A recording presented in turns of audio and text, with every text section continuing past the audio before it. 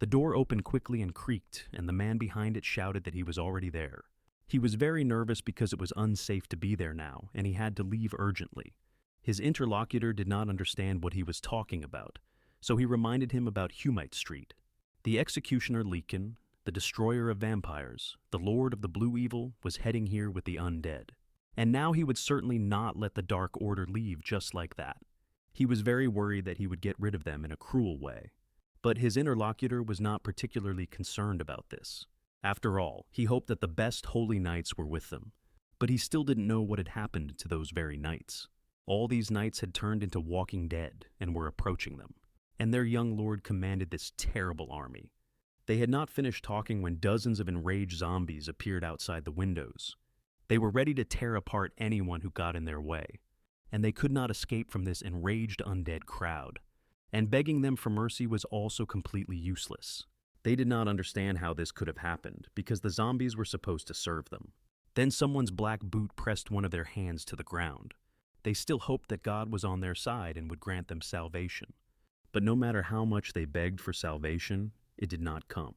And now the only salvation was the man with a gun standing over him. And divine energy began to seep through his skin. This young man was sure that God's blessing would lead to hell. Rumors spread throughout the city about the expulsion of the seventh prince. It was a disgrace to the Holy Emperor. It was incomprehensible how such a person could have been born in the Holy Empire, for he was the unprincipled dregs of humanity. One day, the prince began to make advances toward the archbishop's daughter and was caught. He should have simply accepted his punishment as inevitable. But instead, he caused a disturbance in the archbishop's hall. It was then that the Holy Emperor lost his temper and flew into a rage. In his terrible fury, he sent the prince to the land of the dead spirits. The emperor sent him there to reflect on his actions. But the prince only caused a commotion and wanted to send himself to the other world after being rejected by the girl. Fortunately, he did not succeed in doing so and remained alive.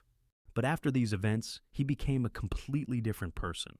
And from then on, he began his new humble life in a monastery. Many in the city were seemingly obsessed with him, but even more people viewed his sudden change with suspicion. Various rumors spread throughout the city. Some said that a demon had entered his body for blasphemy. Others claimed that the prince had made a deal with the devil, and some even saw a dead man wandering around the monastery. Each of them had their own thoughts on the matter. The boy asked the zombies this question, but they only mumbled something incomprehensible. It was young Alan Elfolds, and he was only 16 years old. He was the famous seventh prince who had the necromancer class. A system window appeared next to him all the time. He was sure that the zombies were the reason for the rumors spreading. If this continued, he could be mistakenly labeled a heretic, and then he didn't know what to do. He was not Alan Elfolds, but an ordinary Korean boy who had ended up in the body of the Holy Emperor's nasty grandson when he tried to kill himself. Unlike others, however, he could see the status windows of zombies. He used his necromancer abilities to become the guardian of the cemetery. In their city, this was unexpectedly perceived as heresy. At first he was confused, but then he began to get used to it, and perhaps it was time to stop. After all, they had worked so well together, with some zombies digging graves. Other zombies acted as skilled grave diggers. They even put up gravestones on the graves together. In general, they had a great time and worked hard together. The zombies were happy about this and even showed positive emotions. But like a bolt from the blue, his words that it was time to part ways came as a shock. The zombies cried, screamed, and were very upset, while the guy tried to calm them down. But the zombies didn't want to listen to anything and flew into a wild rage.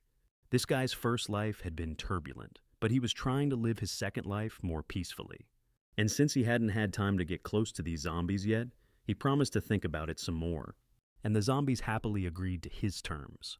He ordered them not to waste any time and to get to work. On the way to their cemetery, 2 people were walking from a neighboring village. They were carrying the fresh corpses of villagers on a cart to bury them. They themselves did not want to end up in the place of these poor wretches. So they wanted to get to the prince as quickly as possible and try to find a way to help this cursed village. These were the last bodies of the unfortunate victims of a terrible disease. Everyone had fled from this village, and only the dead bodies remained. They felt very awkward asking, but they wanted to ask the prince to go to the village. The entire village had died out, and the men were sure that they had not yet passed away only because they often visited the prince, bringing him the lifeless bodies. The prince thought that a blasphemous prince did not possess such powers, but the men began to beg him. They sincerely believed that they were completely safe with him. The prince realized that there had been some kind of misunderstanding, but he still agreed and went with them to this eerie village. The drains were no longer working, so they had to be careful.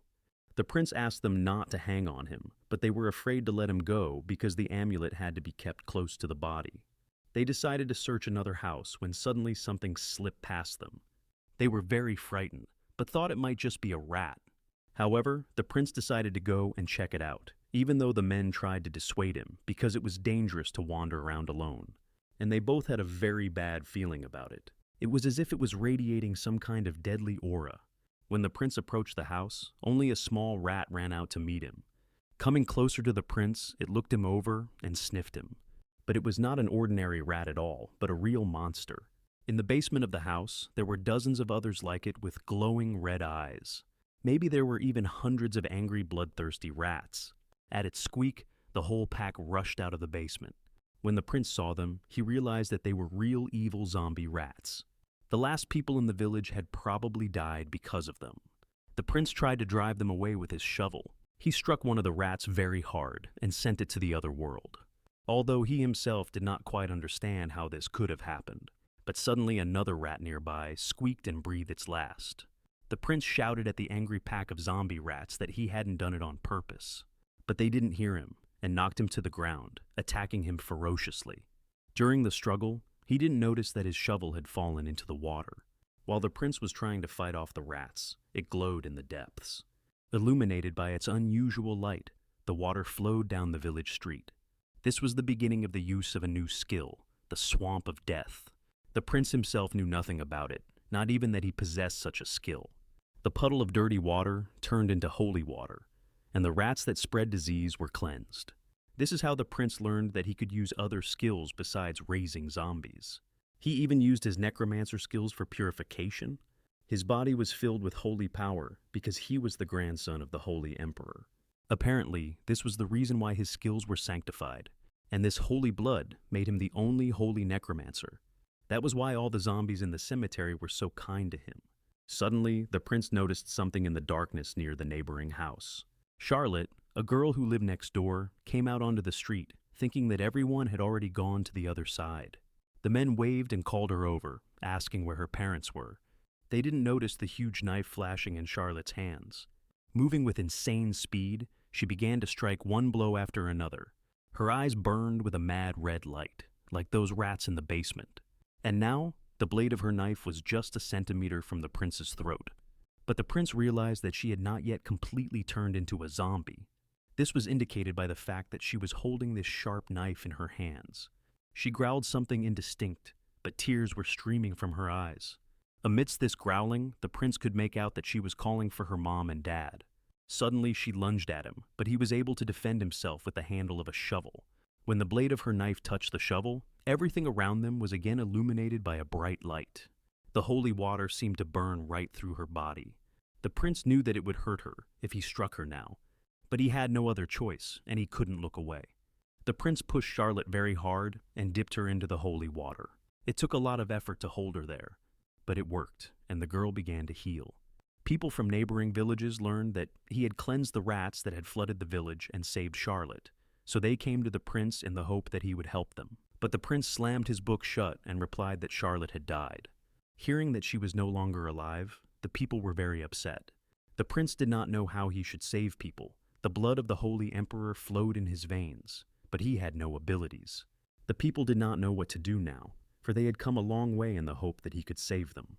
The prince could not understand who had told them that he could save people. But suddenly, a man ran into the church with a loud cry. He joyfully shouted to everyone that Charlotte had woken up. It was all thanks to the prince, and Charlotte looked tired, so they put her to bed. People didn't like that he had deceived them by saying that Charlotte had died. But the prince didn't care about their opinion of him. After all, he still had more divine power than they did. But he realized that he would have to help them, but there were several conditions. He saw everything about them, and now before him was Parlock, 75 years old, with a mastery of gardening chatter and tricks. But he was full of doubts. The old man wanted help from the prince, but he himself did not trust him, apparently because he considered him worthless. The prince was not going to work for free and said to give him money and food, and they all had to completely restore the cathedral. Hearing this, they wanted to object, but the prince reminded them that their lives depended on it. But the prince had one more small condition for them all. The prince wanted the Holy Knights to know nothing about this deal because he could get into trouble if the Holy Family found out. Everyone seemed to agree, and the prince was very happy that the cathedral, which had been intended for exile, would finally be put to good use. He was told that 30 dead bodies had turned into zombies, but that was solvable. He shouted at the people to grab their pitchforks quickly, but these words puzzled them. But the prince explained that they had asked him to deal with the zombies, and surely they didn't expect him to fight alone. Smiling, he suggested that they do the hard work while he read a holy prayer. The people in the crowd began to whisper that he was a real demon. Suddenly, an indistinct, terrifying growl was heard from the street. Looking out the window, they saw with horror that the zombies had come for them. The prince ordered them to quickly grab their weapons and swing them as best they could. And on the street, illuminated by the red sunset, was a huge crowd of zombies. They were all slowly walking toward the cathedral, one after another. There were countless numbers of them, but not 30. The prince asked Parlok how this could have happened, but Parlok just laughed it off, saying it was his fault and that he hadn't seen them while he was running. And then a terrible, fierce battle began between the people and the zombies. The people, armed with improvised weapons, barely managed to withstand the onslaught of the monsters. The prince fought selflessly with only his shovel in his hands, but at the first opportunity, he used his skill, Swamp of Death. However, using this skill was not the most difficult part. He had once been a necromancer in that other world, and to earn a little extra money, he tried his hand at being a beta tester. But unfortunately, he left this world after being struck by an electric shock. He lost consciousness and then woke up in his new body. But fortunately, his skills from the game also moved with him, and divine power changed his body. But it was not so easy to control it. Every time he used this skill, divine power began to pour out. He didn't know if it could be fixed because it affected everyone. One of the men cried and screamed that he couldn't take it anymore. He understood perfectly well that he was surrounded by zombies. But one of these zombies was his beloved wife before all this happened. He couldn't bring himself to destroy this woman. It seemed that something human still remained in her. But to him, as her loving husband, it only seemed that way. The prince managed to save the poor man from certain death in time. The zombie flew away, hitting the ground, but the man continued to feel sorry for her. The prince reminded him that his wife had not been human for a long time. Her body had long since begun to rot, and her soul had long since been lost. If he wanted his wife to suffer, then he had to run away. If he didn't want that, then he had to stop crying and destroy the zombies. There were countless numbers of them around them. They were everywhere, but suddenly the prince noticed something unusual. The sky above him lit up with some kind of unusual bright light. And like a bolt from the blue, a blonde girl descended to the ground. She was so strong that she jumped to the ground, leaving a deep dent around her. She stood up and asked the prince if he was all right. Autumn and winter had always been times of widespread disease. She thought that was in the past, and that next year they would be fine. The girl sincerely believed the words of her beloved mother. Once, running into the house, she screamed that the streets were full of rats with red eyes. What she saw in the house shook her to the core. Her father had already become a zombie, and her mother's fate was sealed. While she was still alive, she shouted at Charlotte to run. But Charlotte was paralyzed with fear and couldn't move. She just stood there and watched as her loved ones turned into monsters. After the stress she went through, she remembered almost nothing. Street rats and her own parents chased her down the street. She tried to defend herself with whatever she could get her hands on. No matter how scared she was, she managed to protect herself. But suddenly, all the people in the village seemed strange to her, and the rats that had been trying to eat her stopped paying attention to her. She realized that she was becoming one of them, and that now there was no saving her. But she still continued to hope for some kind of miracle, as any human would, and only one person was able to save her in time. She remembered his words that there was no other way out, and how she briefly sank into the depths of the holy water. Then she woke up in a place she didn't recognize. When she came to, she couldn't understand who he was or where these memories came from. Charlotte was told that it was the prince who had asked for her to be taken care of. There were still zombies outside, so she had to sit quietly. Then she saw the prince shouting at a man to stop whining and start killing zombies. She saw that one of the zombies was about to attack the prince from behind and was very frightened for him. It dawned on her that the prince needed someone to help him. Without hesitation, she jumped out the window to rush to his aid. At that moment, the zombies were already reaching their rotten hands toward the prince. But she made it just in time and was able to help him. This girl was so strong that the prince couldn't believe his eyes. She was able to handle a whole bunch of zombies on her own. The people rejoiced with joy and were ready to carry her on their hands. The prince guessed that this purification before turning into a zombie had somehow affected her. He didn't even know what abilities he had, and he asked the villagers to deal with the remains of their relatives. He understood that people were very tired, but it was better for everyone. The dead had suffered, and the people freed them from their intense pain. The prince promised to help them all with the necessary ritual. The ritual itself was quite simple. They had to bury the dead and wish them peace. This was so that their spirits would not wander among the living and could rest in peace. In fact, that was why the prince had been banished here. In the lands of the spirits, there was a high chance of zombies appearing, and someone had to deal with all the dead. It was all quite strange, because he had never heard of so many villages being destroyed at once, and it was still too early for the wave of death to begin. The prince summoned the village elder to talk. He asked if the elder had noticed anything strange in the village, but everything was calm. The infection began to spread about a month ago, so it was quite possible that it was planned. Hearing this, the residents thought he was talking about a necromancer, but the prince meant something completely different by his words. He did not want his assumptions to cause such disgust. But if his theory was correct, then the one who controlled the zombies must have been nearby, and all that remained was to find him. Saying goodbye to everyone, he went to sleep, telling the villagers to take care of the rest. But now he was not a prince, but a simple worker. The funeral had been very difficult, and he urgently needed to rest. But even so, the prince's short sleep was interrupted by wild cries from the street. Half asleep, he couldn't understand what the cries were about and who had stolen what. But suddenly he understood what was going on. It turned out that zombies had stolen a person. People claimed to have seen it with their own eyes.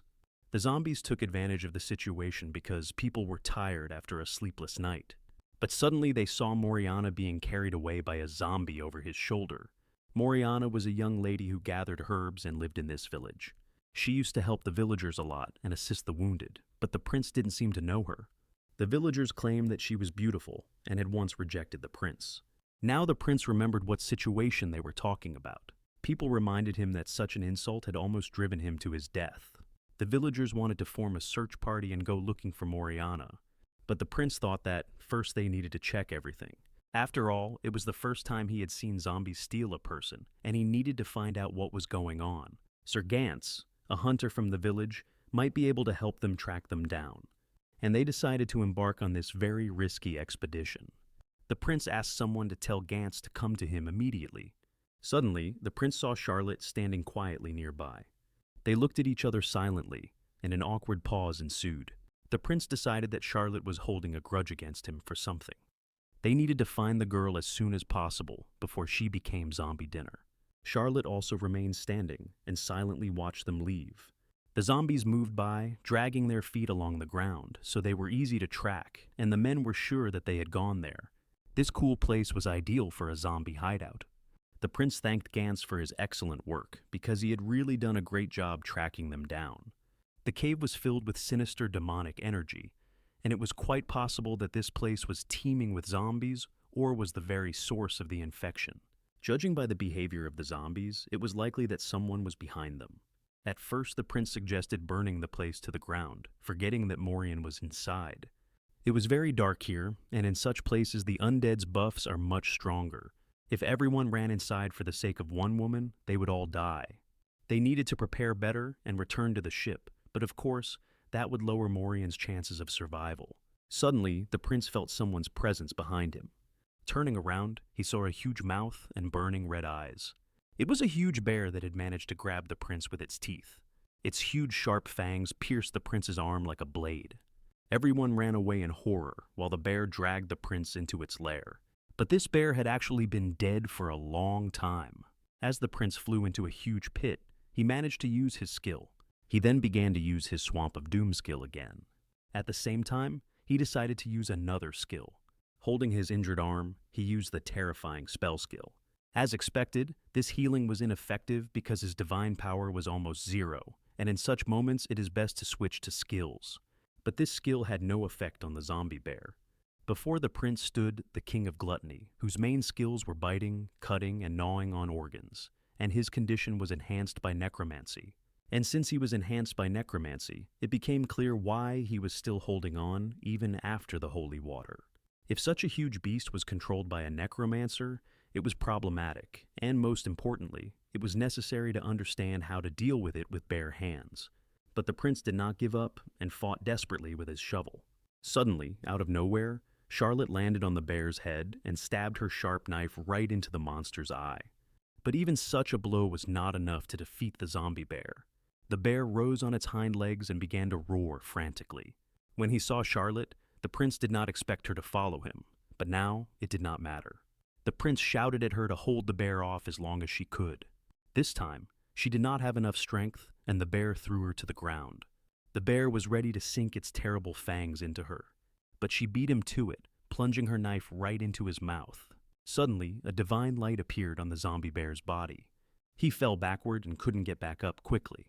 The prince thanked Charlotte for buying him some time to regain his skills. Suddenly, Charlotte saw a rotting hand reaching out to her. Seeing this, Charlotte was completely astonished. The undead had almost crawled out of the ground, and something had to be done urgently.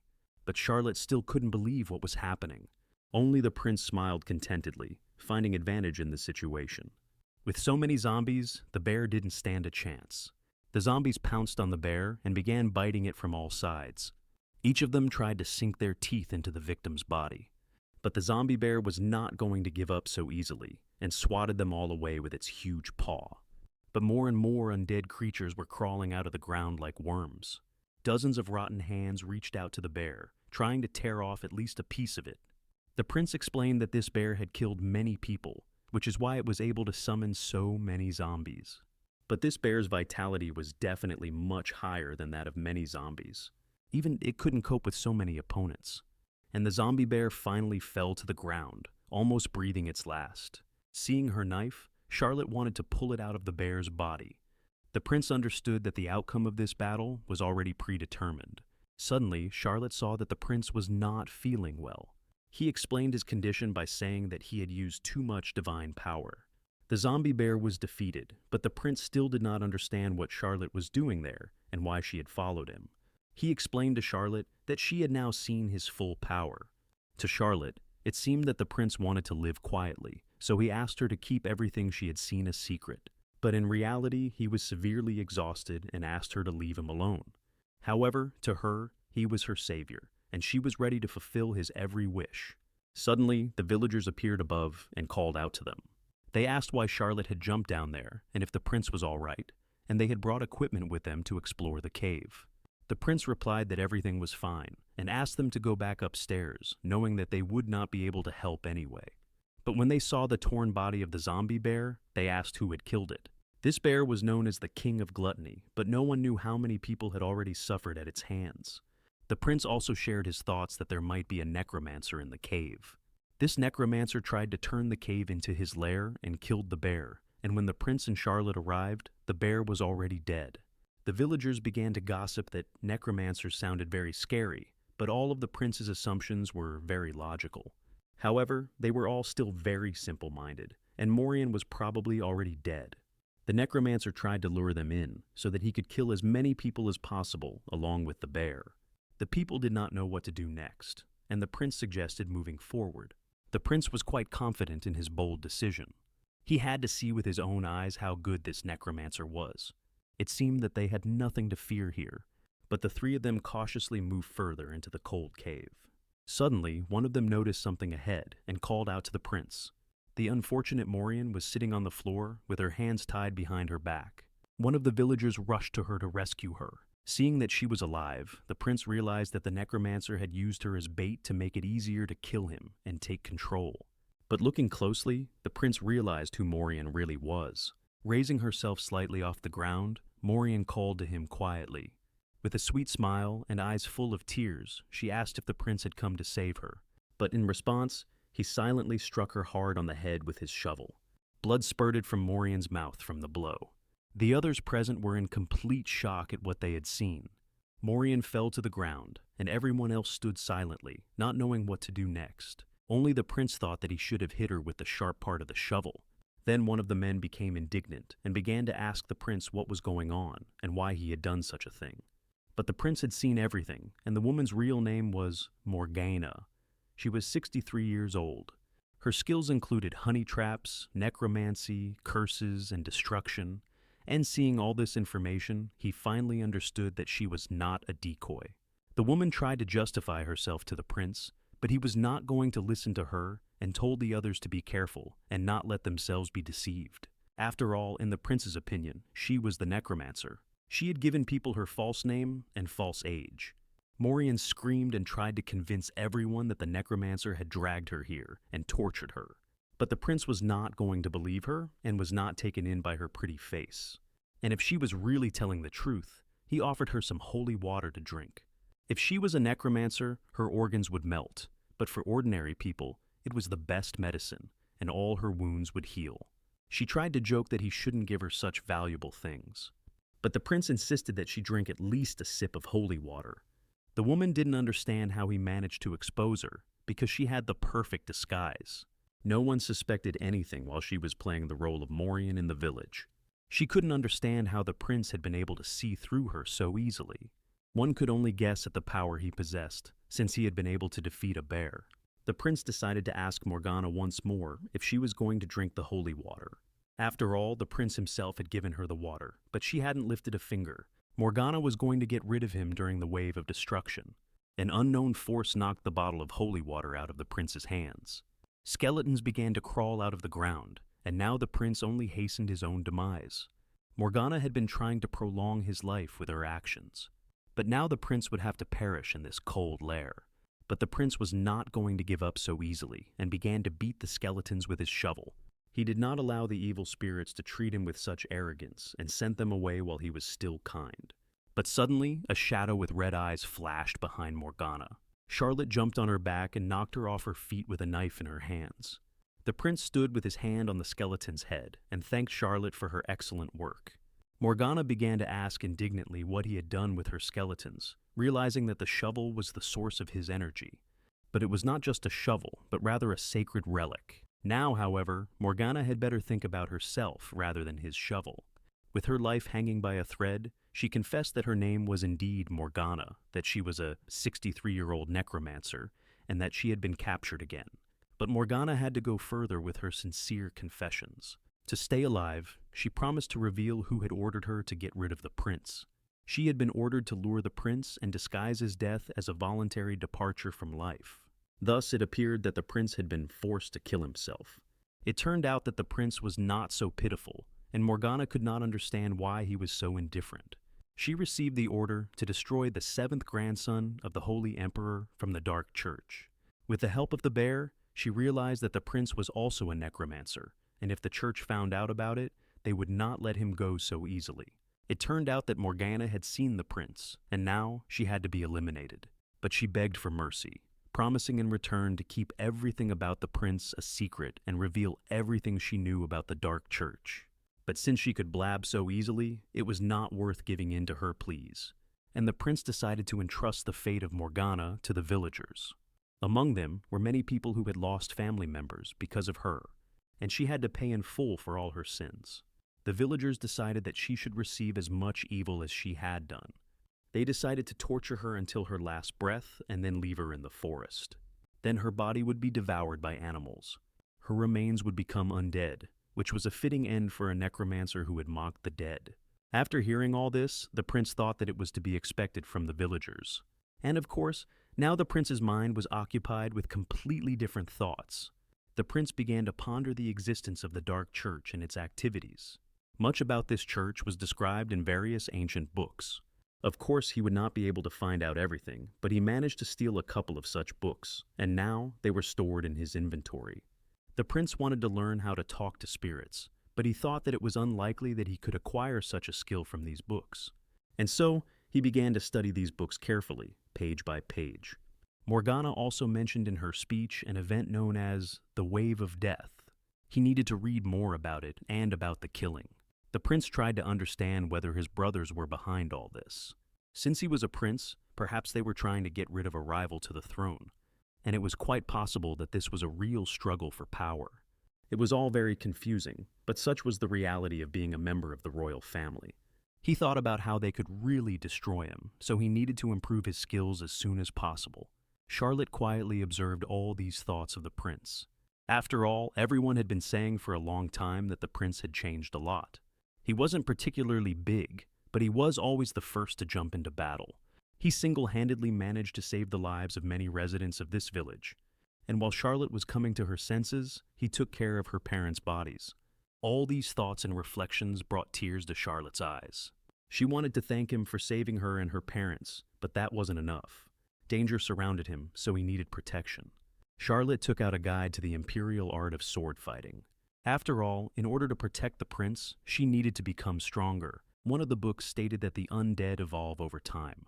When the bodies of the dead decompose, they turn into skeletons. But if they manage to preserve their bodies, they become stronger versions of ghouls. In turn, such a ghoul then turns into a dullahan, from a doula to a lord, and then it reincarnates into a bloodthirsty vampire. The further they develop, the smarter and stronger they become. When zombies are in the dark, the mana accumulated in the darkness triggers the development process, which is why these creatures strive for strong mana. The place where all zombies were summoned was called the Land of Dead Spirits.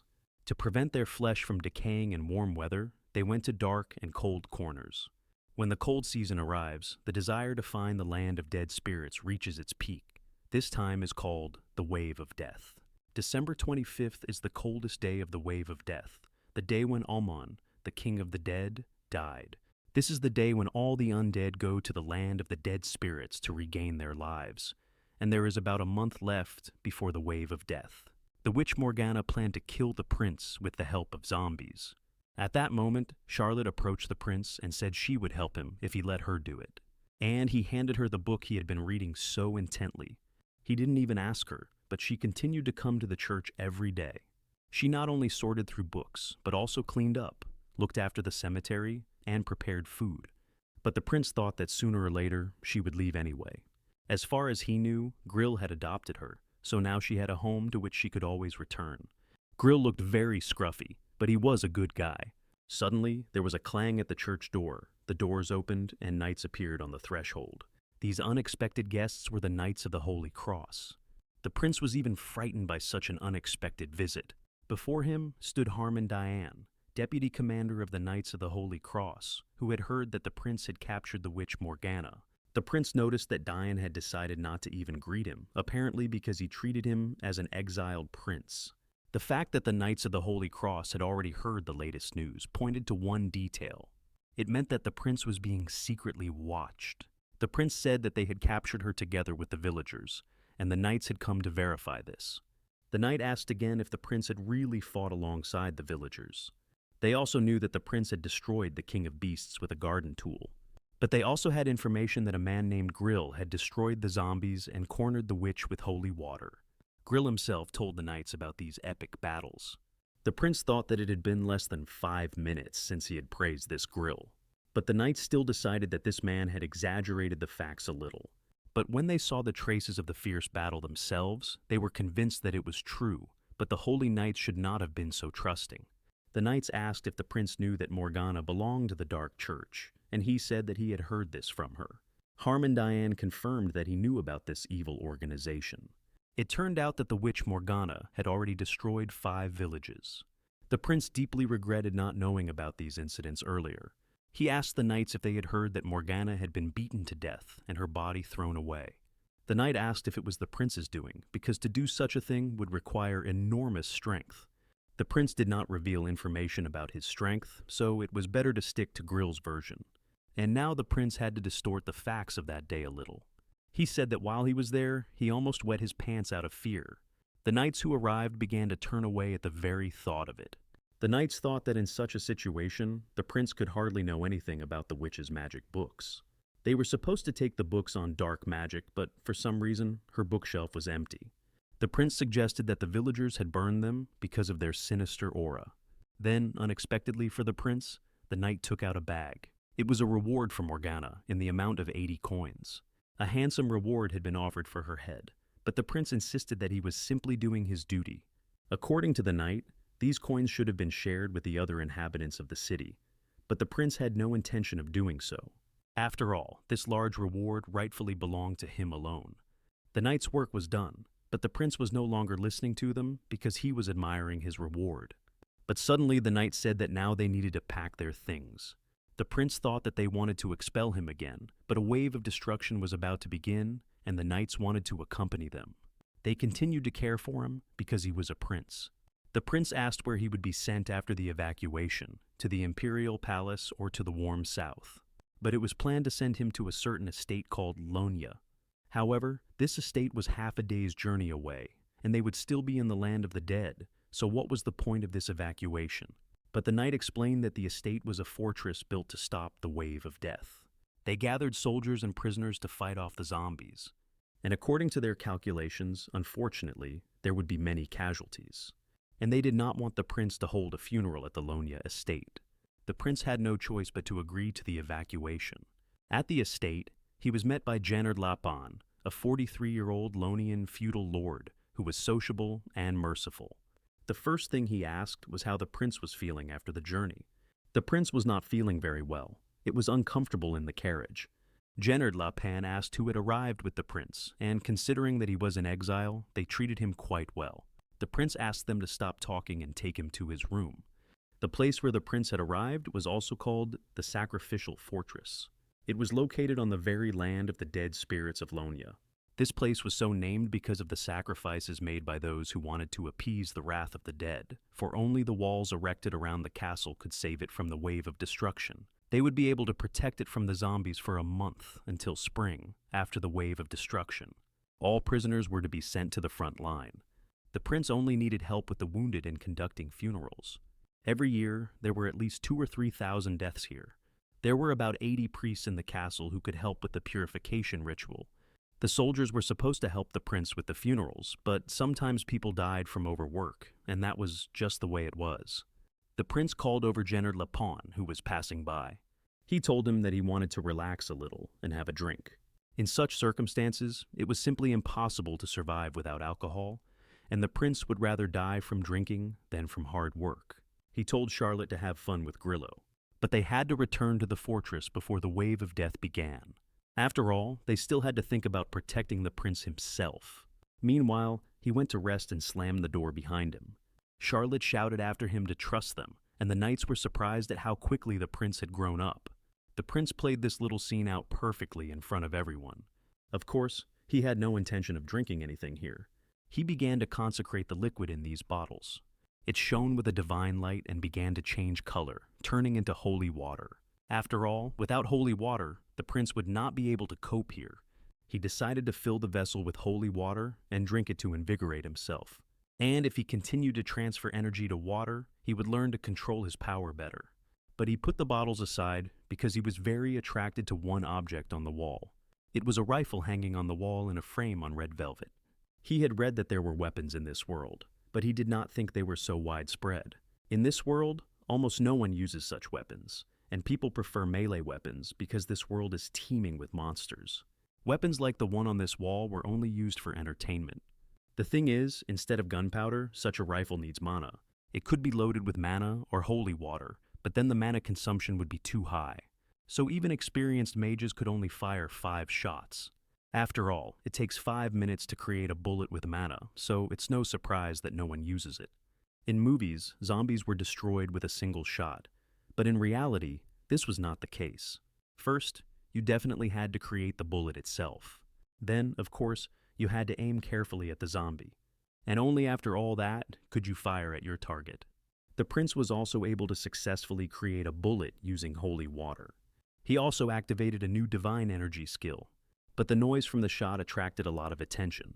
The soldiers noticed that the deputy seemed to be in a bad mood, but thought that he was worried about the approaching wave of destruction. But then they realized that it was all because of the 7th prince. The deputy sent them to watch over the prisoners instead of gossiping. The soldiers immediately went to carry out the deputy's order. But in a way, they were right, because his mood was indeed due to the 7th prince. Yesterday, he also heard this loud, incomprehensible noise coming from the fortress, but the prince did not allow any of them to enter his room.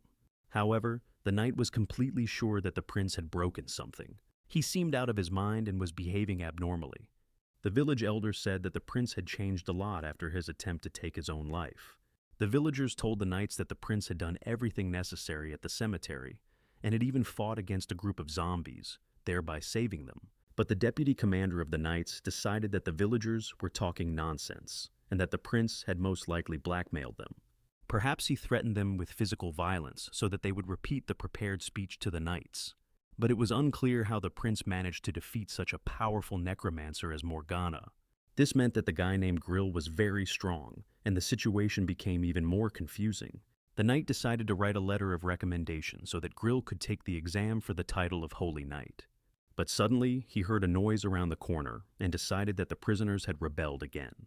He ran out from around the corner, shouting that they had caused trouble before the big battle.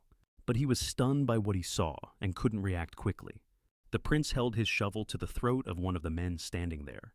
He was very surprised that the man did not know who he really was. The day after arriving at the Lonia mansion, people began to die from disease and exhaustion. It was not surprising why everyone cared so much about the prince. They just wanted to make him work. The bird's beak mask protected him because it had a cleansing spell cast on it to prevent infection. It seemed that time was not pressing yet, and the zombies were not even approaching. Suddenly, someone called out to the prince from behind and suggested taking a break. In front of him was Hayes Hedron, the eldest son of Count Hedron.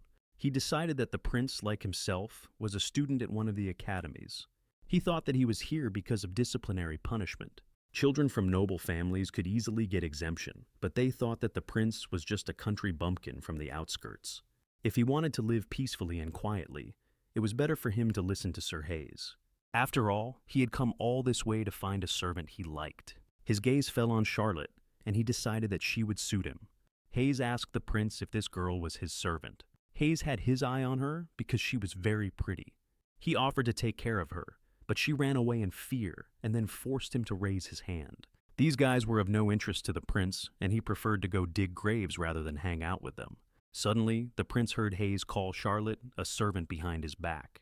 He ordered Charlotte to come closer to him. When she approached him, he grabbed Charlotte's hand with all his strength. He suggested that she have fun with them instead of with her busy master. Charlotte replied that she was not in the mood for that, but Hayes responded that no one was going to have fun with a commoner like her. In response to these words, Charlotte squeezed Hayes's hand with all her strength. Hayes screamed in pain, and the prince thought that Charlotte might break his hand. Hayes screamed in pain, saying that people like her had nothing to show but strength. But the prince couldn't take it anymore and interrupted him, telling him to stop insulting Charlotte. But Hayes did not relent, continuing to shout that Charlotte's parents must have been monsters because she looked so much like them. And considering that half of the people who had died in the country had become zombies, the same fate awaited her mother and father. At that moment, the prince's shovel was already hanging over Hayes's head and flew past his face, missing him by literally a centimeter. It hit the ground with full force, scattering small stones right at his feet. In response to Hayes's indignation, the prince said that he had made a slight mistake while digging the grave. And when the blow landed squarely on Hayes's face, the prince joked that his hand had slipped. The blow sent Hayes flying far away and crashing to the ground. He began to shout, asking if this guy even knew who he was. In response, the prince asked if he knew who was standing before him. Their fight was stopped by a knight who ran up to the commotion. He stopped the prince and asked if he really wanted to cause trouble again. Hayes assured the Holy Knight that he had been struck and asked him to punish his offender. But since Hayes was the eldest son of Count Hedron, the knight could not let it go. Suddenly, a sticky silence enveloped everyone present. The Holy Knight could not utter a word, but he could hear the prince. It was a powerful spell using holy power. Turning mentally to Harmon, the prince asked him to tell this scoundrel who he really was. Hearing this, the Holy Knight could not act otherwise. He announced that before them stood Alan Elfoles, the seventh prince and grandson of the Holy Emperor. Now the prince asked Hayes if he understood whose servant he had been so rude to and to whom he had shown disrespect. Hayes was in complete shock and did not know what to say in response. The prince told him that if he sincerely apologized, there would be no problem. But after this situation, the prince had some problems and ended up behind bars. According to the Holy Knight, the injury inflicted on the nobleman's son could not be forgiven. After all, he lost consciousness from his injuries and was carried away on a stretcher. Charlotte was very upset that because of her, the prince would have to spend a whole week in such conditions. The prince was not particularly upset and decided to pass the time reading. Meanwhile, a strong blizzard arose outside the walls of the fortress. The prisoners were ordered to clear the snow, but the blizzard was so strong that they could not keep up. The Holy Knight couldn't get it out of his head that the prince had used a spell, because the blood of the Holy Emperor flowed in his veins, and he couldn't get this strange situation out of his head. Distracting himself a little from his thoughts, he ordered the soldiers to continue clearing the snow to maintain the height of the fortress walls. Although the frost had already set in, there weren't that many zombies. The Holy Emperor had destroyed the King of the Dead Spirits on December 25th. It was necessary to report everything to the Holy Emperor's family, so the knight ordered the prisoners to be gathered. But it took time to gather them, and the alarm bell rang. The gates of the fortress opened, and everyone began to go back inside. But suddenly, fresh zombie tracks appeared on the white, loose snow. The zombies attacked the prisoners who had not managed to hide behind the walls of the fortress. They needed to close the castle gates as soon as possible. Those who had been bitten by zombies urgently needed the help of priests. The zombies attacked them from behind, and they couldn't spot them because of the heavy snowstorm. All those who were behind these poor souls were already being eaten by zombies. Everyone urgently needed to take up their positions and prepare for battle. The day of the death of Aemon, King of the Dead Spirits, was approaching, and the zombies simply could not fail to appear. Soon there would be at least 3,000 dead here. How did this happen? No one could have imagined that the zombies would attack from behind. Perhaps they suppressed their instincts by hiding under the snowdrifts. But the undead are lifeless people, and they fear nothing and rely only on their instincts. And since they did not wear equipment and did not use any strategies, it was easy to deal with them every year. However, this time everything looked completely different, and something went wrong. The zombies were aware of their actions and marched in formation like soldiers. They beat their drums in unison, setting the pace for the entire formation. It was a perfectly trained army of the dead. There was something unusual about it all, because nothing like this had ever happened before. Their appearance instilled genuine fear in the people in the fortress. They chanted loudly, telling the people to await their inevitable doom. The fear of these people watching what was happening was very justified. Along with the army of the undead was the judge of this world, who proclaimed himself the mission that would save this world through destruction. He was none other than a follower of Udai, the god of destruction. The vampire count, whose bite deprived people of mana, was also an arrogant necromancer. The prince did not know what was happening outside, but he could hear the noise coming from there. And for some reason, no one had brought him food to his cell today. The prince wanted to call out to someone, because it was wrong to leave him hungry. But then Jenner Lapon ran up and shouted for the prince to come out quickly. The prince was surprised, because he was still under guard. But Jennard explained that this was not the most important thing right now, because there was a whole squad of dead people on the street. The prince thought that they wanted to release him simply because they needed workers, but that was not the case. There really was a whole horde outside. This time, the vampire count had brought an entire regiment of zombies with him. Jennard Lapan claimed that this vampire spoke their language and controlled other monsters. He himself did not know exactly what had happened, because now the Holy Knight Harmon was fighting them off. The fortress could fall, so the prince needed to evacuate to a safer place. And Jennard Lapan had to escort the 7th prince there. Suddenly, there was a noise upstairs. Most likely it was a group of zombies, and they needed to quickly exit through the back door. But suddenly, growling zombies began to fall from the ceiling. They fell into the chamber where the prince was, along with pieces of the ceiling. The prince was very frightened by the surprise and screamed. After all, the cell where he had been just a few seconds ago was now filled with zombies. And this pile of dead bodies was ready to attack at any moment. They realized that the huge vampire count had thrown a crowd of zombies at them, and now the dead had invaded the fortress. And since they were already being attacked here, the prince was afraid to imagine what was happening outside. After managing to close the cell door, the prince shouted to Jenner Lapan to quickly pull himself together and go command the soldiers. After all, the more people died, the more zombies there would be, and he ran to find shelter for the inhabitants. For now, the prince did not know what to do next, because he had managed before, because the monsters were not very high level. But now, there were too many of these undead creatures.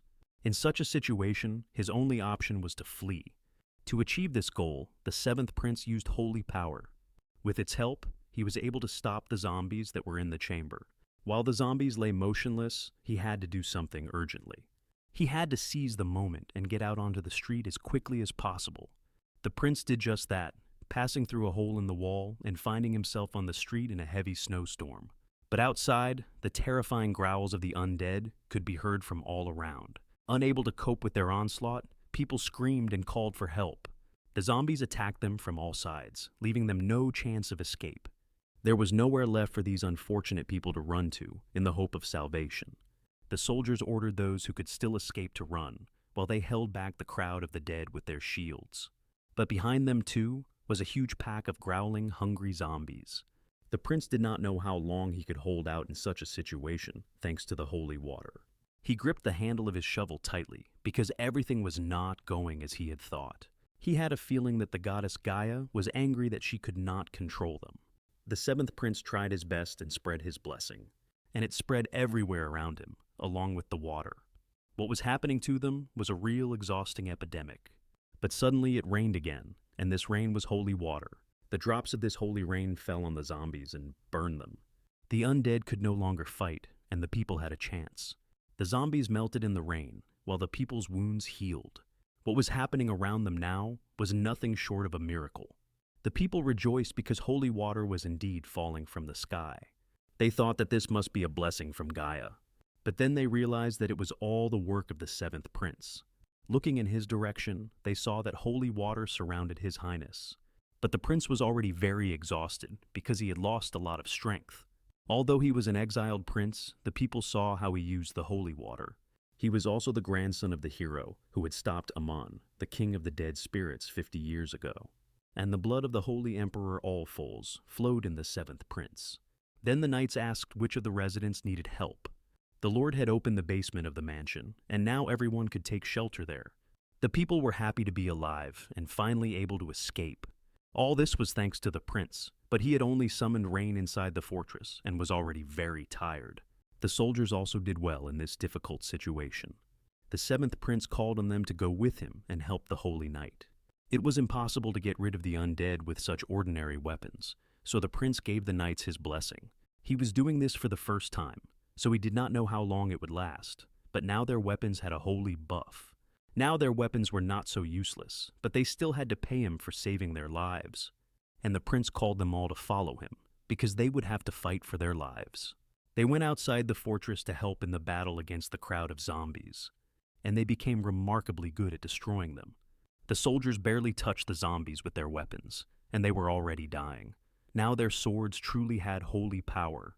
This greatly encouraged the soldiers to continue the battle. Now they understood that they had a chance of victory. They were confident that they could deal with these undead creatures because they had the hero's descendant with them. But suddenly they saw a huge Dullahan approaching them. It was a truly terrifying sight that frightened the soldiers greatly. After all, they had never had to fight such an enemy before. The soldiers realized that they could not defeat such a monster on their own. And now, a rifle that the prince had seen on the castle wall came to their aid. The seventh prince decided to fire at the monster from a distance. Apologizing to the soldiers, he took his shot at the target. It was only the second shot the prince had ever fired, so he wasn't very skilled at it. The vampire count sensed the energy of life, for there were pieces of fresh meat that he had not tasted in 50 years. He was curious to see how juicy they were, and if he turned them into zombies, his regiment would become even more powerful. He had been waiting for this opportunity for 50 years, having gone from a soulless zombie living by instinct to a ghoul, and from a terrifying ghoul to a terrifying Dullahan, and then to a lord. And now he had moved on to the next stage and become a vampire. This was the path he had taken before he gained the ability to think. All existing vampires were divided according to the mana they possessed. He had become a vampire not so long ago, so the others had not yet recognized him, but he was confident in himself because he was a count, and it was in the hands of the vampire count that the skull of King Aemon was held. Thanks to it, he was able to gather in a couple of decades the amount of mana that would have taken him at least 100 years to gather without it. He was able to command an army of 20,000 zombies and was soon going to surpass the count's level and become king. Ordinary holy water no longer frightened undead of this level. Approaching the fortress, he shouted to the knights to surrender and become the dead. The soldiers at the fortress were not to stop shooting.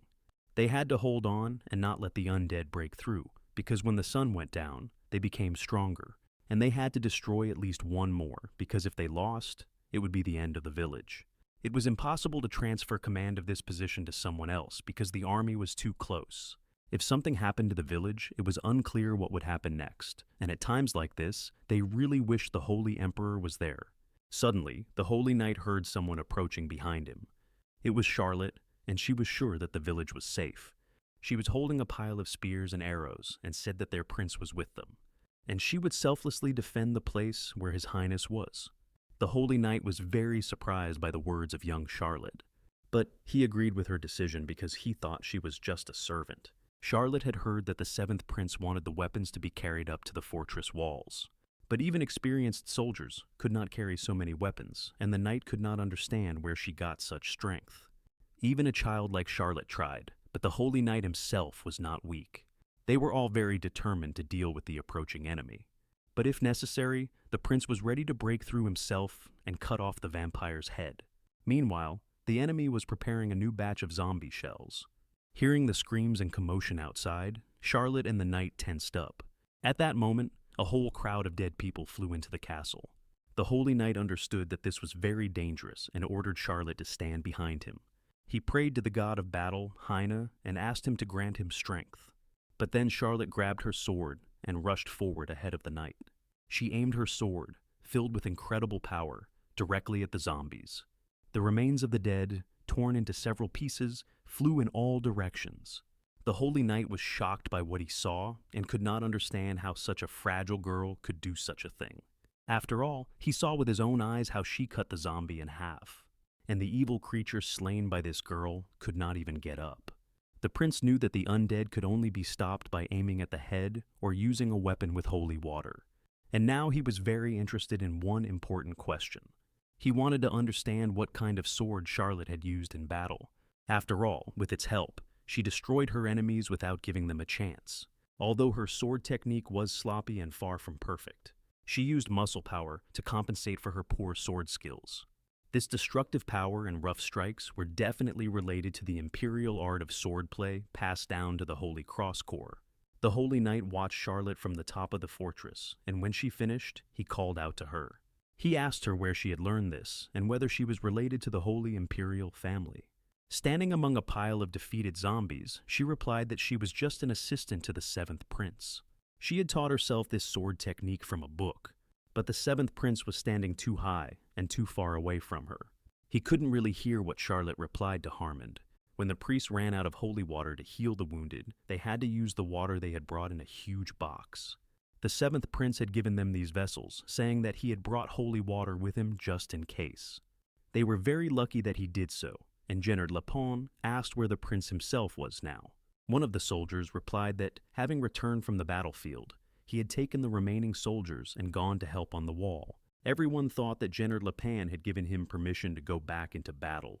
Everyone praised the prince and his holy power, and it wasn't that Gennard didn't trust him. He was just worried that no one would be left inside the castle walls. After all, shields and spears were scattered everywhere, and everything was covered in blood. Suddenly, out of nowhere, a new group of soldiers came to their aid. But these were no ordinary people. They were zombies dressed in military uniforms. It was the seventh prince who brought them to the fortress wall to help. Putting on his mask, he explained that some of the soldiers had been sent to the walls. The soldiers were surprised that anyone was still alive, as the situation at the main gate was dire. The prince hoped that due to the commotion, no one would look closely at the faces of these soldiers. The prince distributed all the holy water, so he didn't have enough for himself, and couldn't activate his new skill, Ghost Soldiers. He needed to raise old soldiers, but that was too difficult, so the prince simply used the dead bodies from the village. If they were caught, it would be the end, so the prince decided to cut open their faces. Seeing the prince, one of the soldiers said that it would be better for him to stay behind, but the prince said that he had a couple of things to do on the way. He wanted to try using his rifle again. The soldier tried to convince him that the rifle was useless here, but the prince pointed out that the view was indeed better from here. And from this height, the vampire count was also very clearly visible. The seventh prince aimed his rifle at the head of the main boss. Then he lowered his sights and aimed between his legs. It was time to give the vampire count a taste of Gaia's blessing. At that moment, one of the holy knights ran up to the deputy. He said he had heard that the evacuation was complete. He asked for permission to help here. Fortunately, the situation in this place did not get any worse. The soldiers had somehow obtained weapons loaded with holy water. Some of the fighters were as skilled as the holy knights, and more fighters arrived just in time to help. In general, the situation had not worsened, but they did not know what to do with the vampire. They had already used arrows and stones for long-range combat, but all their projectiles were blocked by his magic shield. And even if they loaded their guns with holy water, they still couldn't pierce the shield created by the vampire. It turned out that they would have to break through hordes of zombies to get to the vampire. But they couldn't even fight back properly, so it was impossible.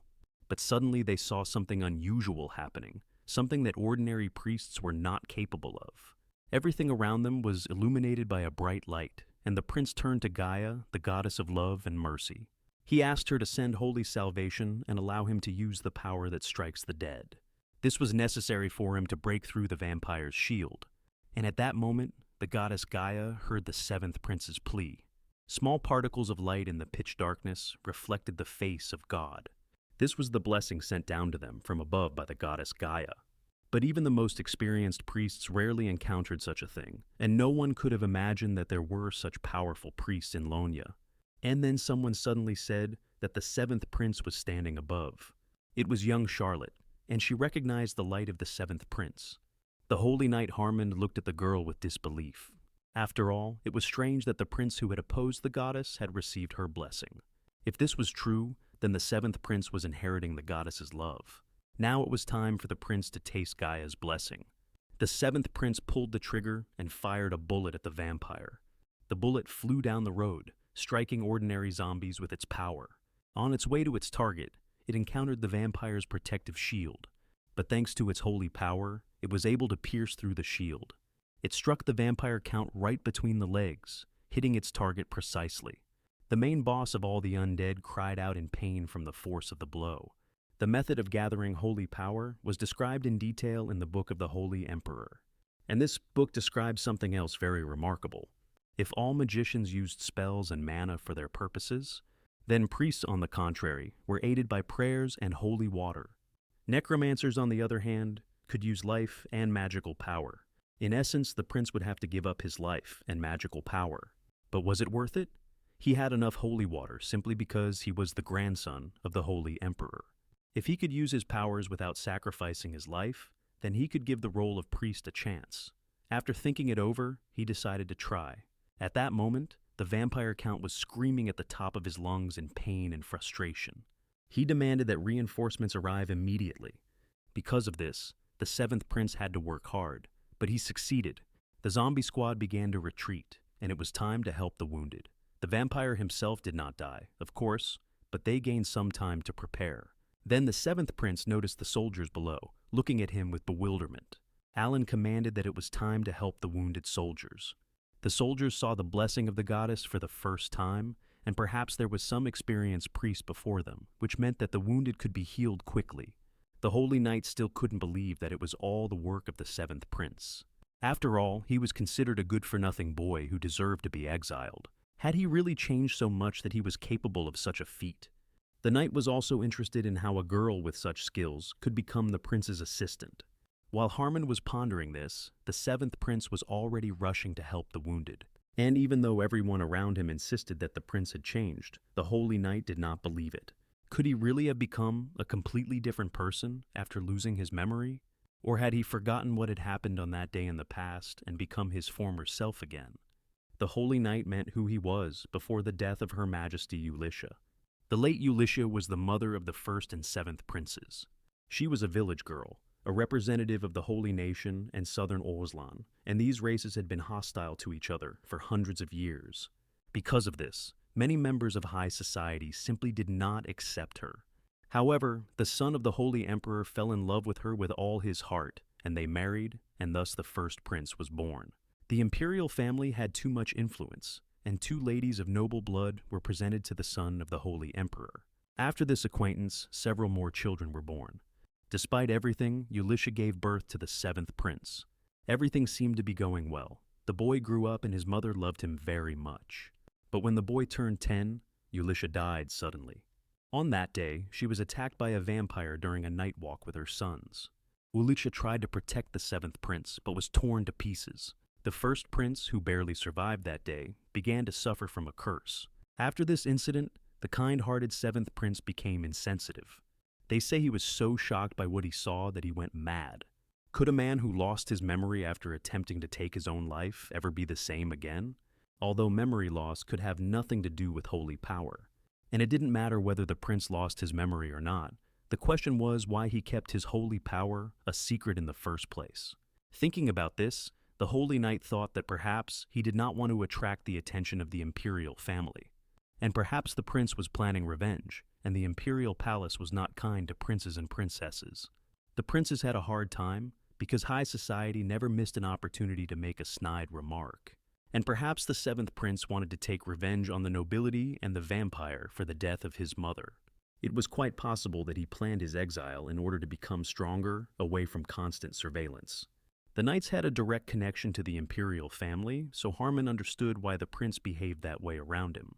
As for Charlotte, it was quite impossible that she was from a good family. In the memories of the Holy Knight, Elisha had always been kind and sweet. And when the first prince ordered him to call for help that night, perhaps he should not have left, and he regretted it to this day. No matter how hard he tried, he could not forget the shame of not being able to protect them. All these thoughts brought the knight back to the idea that the seventh prince was planning revenge. And for this, he was willing to endure insults and cruelty. If the seventh prince wanted to avenge his mother's death, the Holy Knight would help him for a long time. But to carry out these plans, they first needed to deal with Lonya. Seeing the soldier walking, the Holy Knight asked if he was patrolling the area. But the soldier did not answer, and the knight thought that he had not heard him because of the wind. It was strange that the soldier was walking at night without a lantern, and this led the knight to wonder if he was human at all. The Holy Knight Harmon rushed towards this strange soldier. Their two sharp blades clashed in a fierce duel. But then the mask on the soldier's face slipped slightly, and the knight saw that he was facing a zombie. And there was definitely more than one of these extremely unusual soldiers here. But these zombies did not only radiate demonic energy. It was very strange that they also radiated holy power. But be that as it may, the Holy Knight could not just leave it at that. Harmon had to destroy this evil as soon as possible. And the Holy Knight already raised his blade above the zombie's head. But suddenly, someone nearby shouted the word, "Stop!" Hearing this command, the zombie immediately stopped moving. It was the seventh prince, and the Holy Knight asked him what was going on. The seventh prince asked Knight Harmon to lower his sword. The two of them walked through the fortress, and the prince asked the knight if he had finished rearranging the troops. But before answering all his questions, Harmon decided to ask the prince something.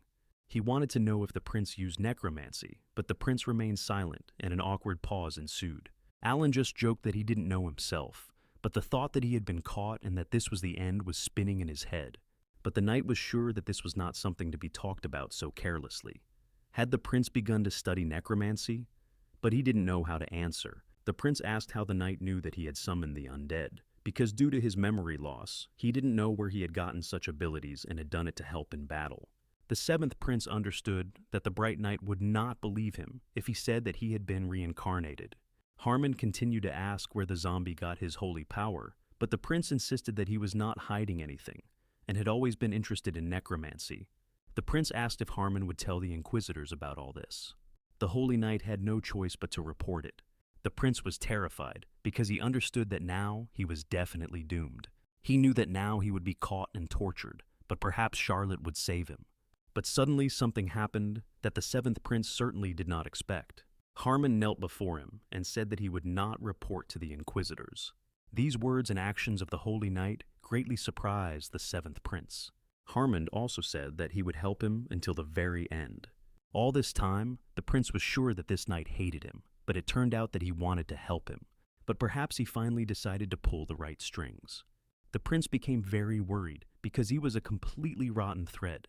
He couldn't trust Harmon and decided that he just wanted to watch him.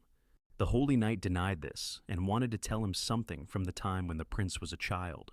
But the prince interrupted him and said that first they had to do what they had to do. After all, now was the most opportune time for them to act. The enemy would not waste precious time filled with mana. He congratulated Harmond on Christmas and Halloween at the same time.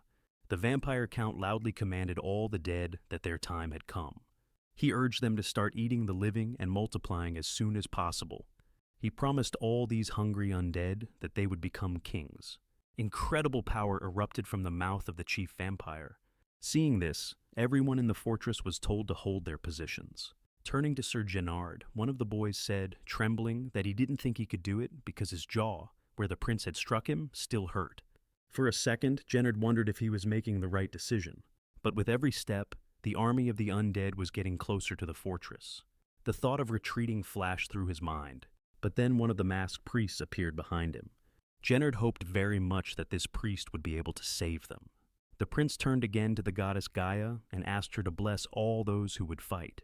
Thus, the seventh prince activated the skill of weakening the epidemic. It was supposed to help the soldiers deal with the undead. Gennard was very happy that such a powerful priest was with them. He was also happy that the goddess Gaia was with them in this difficult battle. The soldiers, inspired, rushed into battle to destroy the zombies.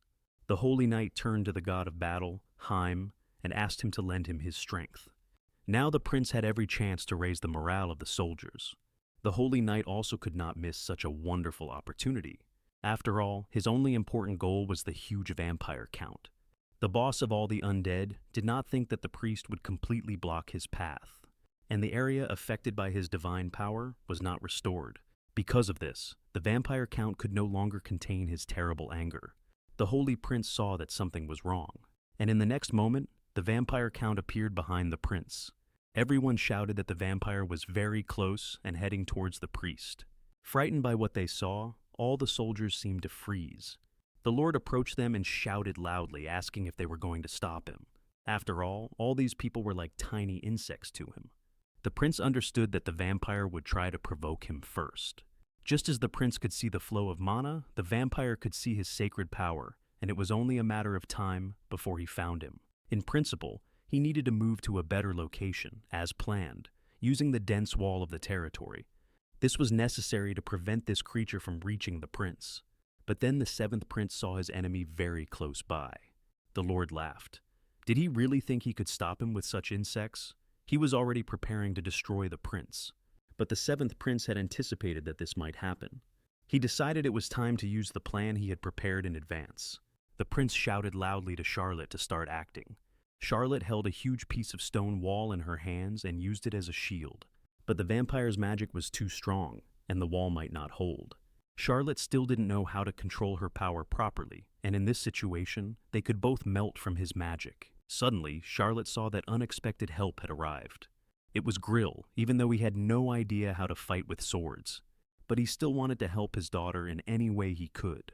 For Charlotte, such support from her stepfather was very valuable. And hand in hand, they began to hold back the onslaught of the huge vampire. But it turned out to be very difficult, and Grill's strength was almost exhausted. Suddenly, at that very moment, the seventh prince appeared behind them. He still could not properly control his sacred power, but perhaps this wall could also be strengthened with divine energy. He called upon the goddess Gaia and asked her to give him the strength to protect these unfortunate people. He asked her to give them her protection to stop the undead, as well as to grant them love and forgiveness. He asked her to respond and help them in answer to all his prayers. The goddess Gaia heard the seventh prince's pleas this time too, and the seventh prince was illuminated by the divine power of the goddess Gaia. And at that very moment, pieces of stone walls flew from everywhere. In all this dust and chaos, Charlotte tried to find her uncle and the prince. Suddenly, she saw one of the people she was looking for nearby. It was Grill, lying motionless amid the clouds of dust and smoke. Charlotte was very frightened for him, but the prince stopped her, saying that her uncle was fine and just unconscious. He asked Charlotte to stay calm and not panic. She asked how the prince was feeling, and he replied that he was very tired, as if he were about to pass away, but otherwise everything was fine. Meanwhile, the holy power was destroying the body of the huge Dullahan. In his condition, the prince could no longer fight, and he had run out of holy water, but for them, it was a chance to escape. He told Charlotte to carry Grill so that they could all hide underground. But then the prince realized that the holy power was running out faster than he thought. And while they were running, the prince noticed something quite strange. For some reason, the mana was gathering not near the vampire, but somewhere else. That place was the skull hanging around the vampire count's neck, and the prince had to go back to check something. He needed to understand what functions this skull performed. It was the skull of the king of necromancers, and the magical power of its user increased by 200%. The Lord understood that the holy power was destroying him, and he needed to recover as soon as possible.